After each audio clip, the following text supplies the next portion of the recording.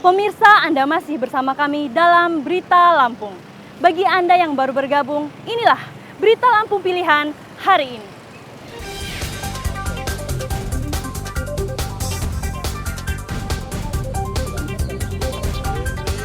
Ribuan hektar sawah di Mesuji terendam banjir.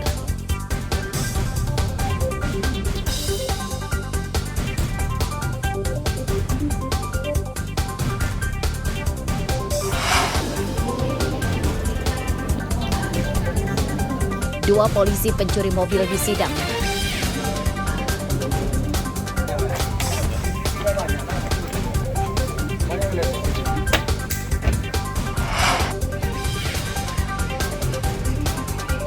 Belasan ribu pelajar di Lampung putus sekolah.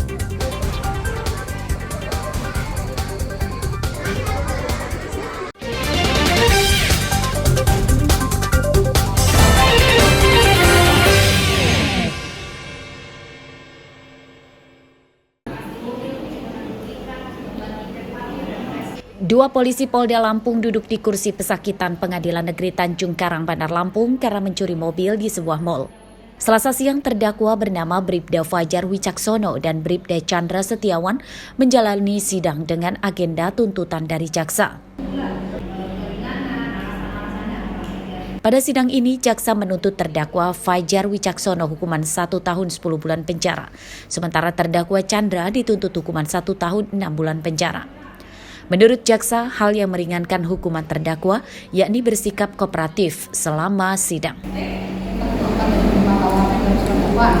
Menyatukan pidana terhadap terdakwa Fajar Wicaksono minta tersebut dengan pidana penjara selama 1 tahun 10 bulan, dikurangi selama terdakwa ditahan sementara dengan serta terdakwa pertahanan. Menyatakan barang bukti berupa 1 unit mobil Honda Clio warna merah nomor polisi BN 1682 GG sampai dengan 1 kunci kontak asli mobil merek Honda dikembalikan kepada saksi korban yang juga Triawan Yeni Musiwan, 1 pasang plat nomor polisi BN 1714 GG sama. Fajar Wicaksono dan Chandra Setiawan ditangkap pada Oktober 2023 di sebuah rumah kos di Sukarame, Bandar Lampung. Keduanya mencuri mobil di sebuah area parkir mal dengan menggunakan kunci ganda mobil korban. Rupanya mobil tersebut sebelumnya adalah milik tersangka dan mereka telah menggandakan atau menduplikat kunci mobilnya sebelum dijual ke showroom yang akhirnya dibeli korban. Tersangka juga rupanya secara diam-diam telah memasang alat GPS di mobil yang dijualnya sehingga ia tahu di mana mobil tersebut berada. Meski terlibat pencurian mobil, namun kedua terdakwa hingga kini masih berstatus sebagai polisi. Sejauh ini Polda Lampung tidak memberikan sanksi berupa pemecatan atau PTDH terhadap kedua terdakwa. Robi Laste melaporkan dari Bandar Lampung.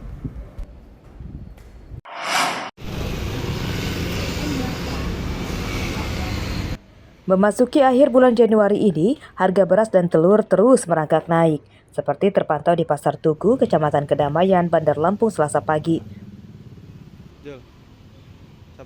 Menurut pedagang, harga beras naik sekitar Rp2.000 per kilogram dibanding pada pekan lalu. Harga beras medium yang semula paling tinggi Rp12.000, kini jadi Rp14.000 per kilogram. Harga beras premium dari Rp14.000, kini jadi Rp15.000 per kilogram. Para pedagang tidak mengetahui penyebab pasti naiknya harga beras. Kenaikan harga beras sudah dimulai dari tingkat agen. Meski harganya naik, namun stok dan pasokan beras dari agen masih lancar dan banyak. Harga normal apa? Iya, harga sekarang. Harga normal. Iya. Harga sekarang. Selama ini ada penurunan nggak Pak? Bukan penurunan, penaikan. Naik malah ya Pak ya? Naik sekarang. Naik terus ya? Iya. Dikatakan, iyalah, tapi tidak terlalu signifikan.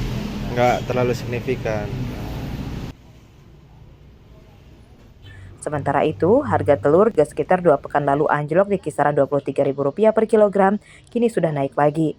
Harga telur kini Rp27.000 per kilogram. Harga telur hari ini 27. Itu naik ya? naik. Dari kapan Bu naiknya Bu? Dan udah 3 hari. 3 hari ini. Itu penyebabnya apa sih Bu? Kurang tahu ya Mas. Ini kok dengan pasar biasa aja. Tapi ada pelonjakan harga tapi juga nggak tahu. Naik tiba-tiba naik aja. Naiknya nggak kira-kira dari harga 24,5 Langsung ke 27 langsung ya. Selain harga beras dan telur, harga sayur mayur juga masih tinggi. Harga tomat Rp18.000 per kilogram, sawi putih Rp16.000 per kilogram, bawang merah Rp30.000 per kilogram, bawang putih Rp36.000 per kilogram. Sementara untuk harga cabai merah masih di kisaran Rp60.000 per kilogram dan cabai rawit Rp28.000. Jeffrey Arifin melaporkan dari Bandar Lampung.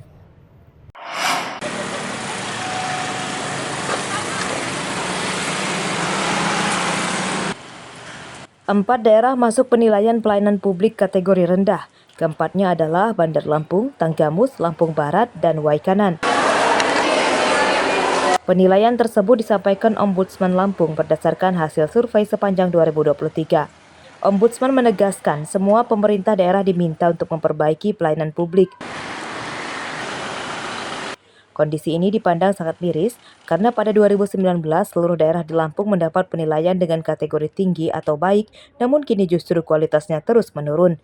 Perlu juga adanya inovasi sehingga Pemda bisa memperbaiki kualitas pelayanan publiknya. Sudah sempat hijau semula dalam 2019 ya. Pokoknya 3 tahun yang lalu kan itu udah bisa hijau semua karena penilaian barometer kita terkait dengan kepatuhan standar pelayanan aja di Undang-Undang 25 tahun 2000 dan pelayanan publik kan gitu ininya kan. Nah, kemarin kita kan merasa itu aja nggak cukup sekarang kan gitu kan. Oke lah itu sudah terpenuhi. Maka kemudian ada beberapa dimensi penilaian lagi terkait dengan Dari 15 kabupaten dan kota di Lampung, hasil survei kepuasan layanan publik yang dilakukan Ombudsman, hanya 2 daerah yang masuk penilaian kategori tinggi. Jeffrey Arifin melaporkan dari Bandar Lampung.